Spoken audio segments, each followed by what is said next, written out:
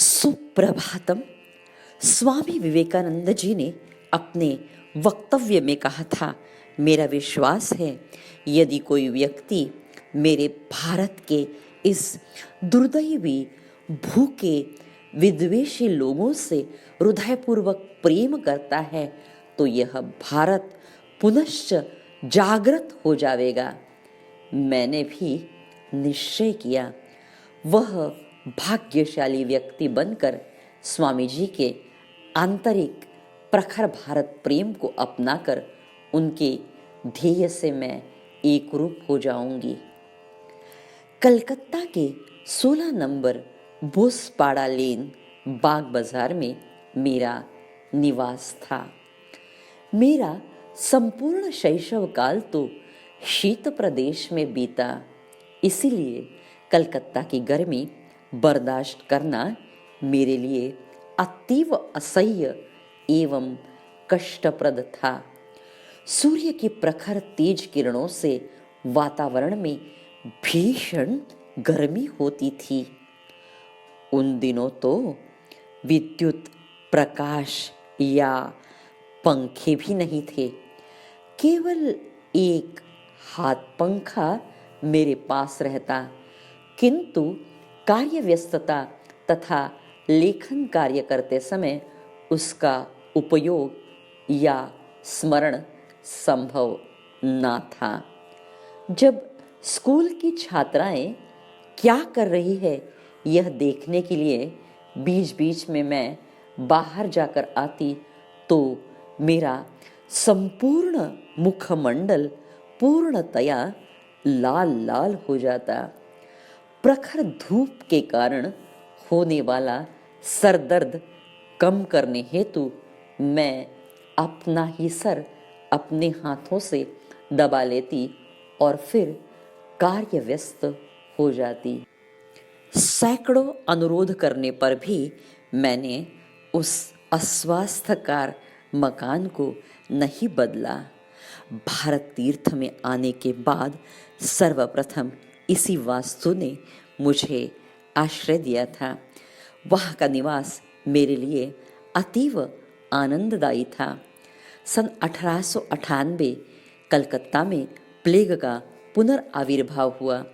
स्वामी जी का संदेश मिलते ही मैं बेलूर मठ पहुंची। स्वामी सदानंद जी भी वहाँ उपस्थित थे। स्वामी जी ने कहा, कलकत्ता में प्लेग का संक्रमण हो रहा है। रामकृष्ण मिशन द्वारा प्लेग के निर्मूलन कर्म का हमें प्रारंभ करना चाहिए। निवेदिता, तुम्हें सचिव और स्वामी सदानंद को कार्याध्यक्ष के रूप में कार्य करना होगा। गुरु आज्ञा शिरोधार्य मानकर हम दोनों ने कार्यारंभ किया। शाम बाजार, बाग बाजार की बस्तियों में जाकर हाथों में झाड़ू लेकर हमने रास्तों की सफाई की, लोगों को सफाई का महत्व बताया। अखबारों में लेख लिखना मैंने प्रारंभ किया। क्लासिक थिएटर में स्वामी जी के साथ मैंने प्लेग एवं छात्रों का कर्तव्य इस विषय पर मार्गदर्शन दिया। 15 छात्रों ने प्लेग सेवा के कार्य में योगदान देना प्रारंभ किया। एक दिन मैंने देखा बाग बाजार के मोहल्ले के रास्ते पर गंदगी जमकर स्तूपाकार हो गई है। स्वयं हाथ में झाड़ू लेकर मैंने रास्ते की सफाई करना प्रारंभ किया। सहायता की तो मैंने अपेक्षा नहीं की थी, किंतु मोहल्ले के कुछ युवक लज्जित हुए। मेरे हाथों से झाड़ू छीनकर उन्होंने रास्तों की सफाई करना प्रारंभ किया। चैत्र मास की एक दोपहर बाग बाजार के निम्न जाति की बस्ती के झोपड़ी के बाहर बैठकर मैं डॉक्टर आरजिकर के आगमन की प्रतीक्षा कर रही थी। डॉक्टर ने आते ही झोपड़ी में प्रवेश किया, जहां एक अनाथ बालक प्लेगग्रस्त था। मैंने भी उनके साथ प्रवेश किया। उस प्लेगग्रस्त बच्चे की व्यवस्था किस प्रकार करना चाहिए, इसके बारे में मैंने डॉक्टर कर से चर्चा की। डॉक्टर ने कहा, बच्चे की अवस्था तो चिंताजनक है। डॉक्टर के जाने के पश्चात उस मातृ पितृविहीन बालक के घर की पहले मैंने सफाई की, स्वयं सीढ़ी पर चढ़कर सफेदी भी की, ताकि रोग निवारक वातावरण की निर्मिति होवे। टूटे फूटे सिलन भरे घर में उस मरणासन्न बालक की सेवा में मैं सदैव जागृत थी। उद्देश्य ही था किसी भी प्रकार की त्रुटि ना रहे। पुनः जब डॉक्टर कर आए तो उस प्लेगग्रस्त बालक को मेरे गोद में देखकर उन्होंने कहा, सिस्टर निवेदिता, आप दिन रात इस अनाथ निराधार बालक की सेवा में रत है।